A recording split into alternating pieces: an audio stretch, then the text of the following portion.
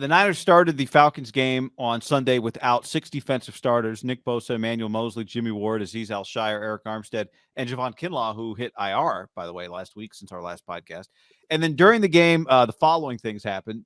Samson Ebukam got hurt, came back, got hurt, came back after Talanoa Hufanga went into the concussion test. Before Drake Jackson went into the Blue Medical tent, both Jackson and Hufanga came back. The independent spotter sent Ray McLeod to the sideline. Mike McGlinchey hurt his calf. He did not return.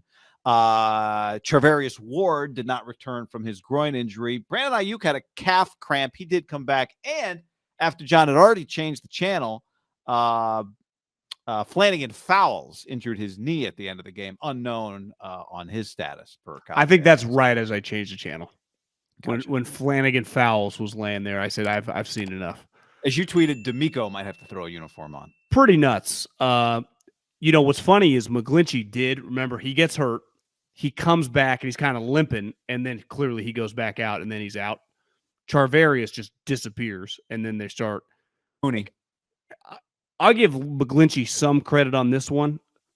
Like, I think McGlinchey's a pretty tough guy. I think he tried. He just knows. Remember, there was that scene where, like, Trent Williams is walking right next to him. I think he knows we are in major fucking trouble. I agree. Listen, it's hard for me to blame a coach or a GM for this. It's pretty insane, guy. Like, we've talked about it for years and years and years. It's hard to just be numb when every fucking game, 2 or 3 starters go down. It's one thing like, just some random dude, kick him to the curb, get another practice squad guy. That is just, you're just holding your breath every time. Like, God, if Fred Warner were to go down or Debo were to go down, what the hell would they do? And then even the moment where he clearly just had a cramp, you're like 5 seconds ahead of me and you text me like, oh my God, it was Ayuk. And you just assume, like, did he just break a leg? Well, that's what I thought happened to Ebukam. I mean, their first drive. Slayer had a pretty funny line. Like, is there a max where you can get hurt, limp off, come back, limp off, come back, limp off? Because I think a lot of these guys are doing it because they know where the team's at, right? Like, we can't keep losing all these people. Yeah. I also think, like, the first Ebukam one just looked really scary, didn't it? It looked scary. And I guess Hufanga had already been pulled from the game by the time Ebukam got hurt on the goal line the first time around.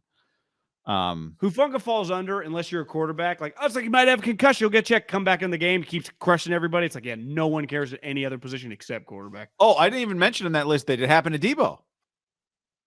Debo the independent guy saw him. Yeah. So it happened to him, and it happened to Ray. I saw it too on TV. I think that guy is being pushed like a minimum 3 people a game, and make sure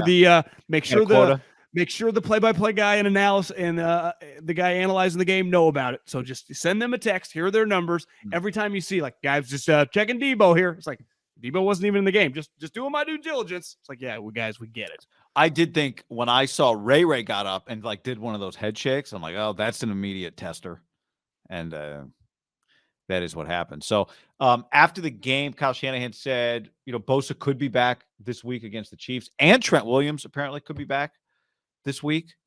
So that would be very good news for the 49ers. It's, I think, to your point, as crazy as it is, like, you don't take a beating and then say thank you, but it is,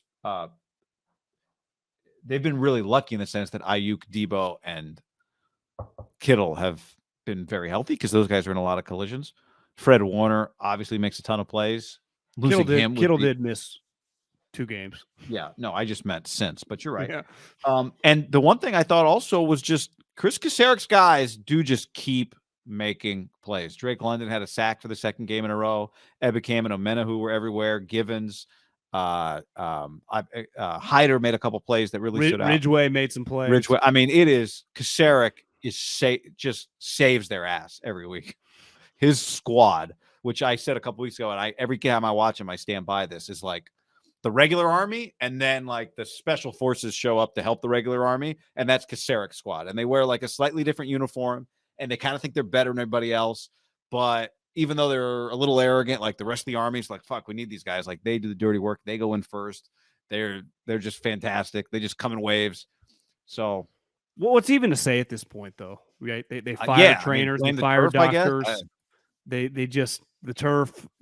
I I had a thought today, just trying to think of new thoughts on this. Do they need to practice on turf sometimes? Like, are their bodies not properly acclimated to turf? I don't know. Maybe a stupid thing. Crossed my mind today. Is there something that happens when you don't play on turf because they practice and play on grass? Do they need to spend some time on turf? I don't know. Might be a dumb comment. Not sure, but crossed my mind. I'll say this: if Ward is not able to go this week, that's a pretty big blow. Because one, he's obviously just a really good corner, but two, he's been practicing against this team for fucking his entire career. Like every single day, he went against Patrick Mahomes, and even last year was Juju. No, I guess Juju he never went against him, but he's gone against Hardeman. He knows he can just be on the field to help communicate against Kelsey. That guy would be a pretty big loss. One, just from his talent, and two, from his just comfort with that colors. You know, he won't be like, oh, playing Patrick Mahomes, which clearly those guys went out, and the domino effect, because it was a double whammy. Mosley tears his ACL, so you already have a backup starting, and then he goes, so all of a sudden Womack, who got passed by Lenore, becomes a starting corner, and what happens? They immediately throw a touchdown to Kyle Pitts on Womack, which is probably not an ideal matchup. But in fairness to them, like, what are they supposed to do? You know, Ronnie Lott ain't walking through that door. Literally nobody's walking through that door besides injured people. And every time that they immediately or throughout the game eventually say out, like, do you expect? I mean, if you tell me McGlinchey's out for some time, I'll believe it. Did he strain his calf? It was weird. They said calf. He clearly banged his knee really hard on turf, which hurts, and he's big. And I thought limping off like that might be I don't know, some kneecap bruise or something.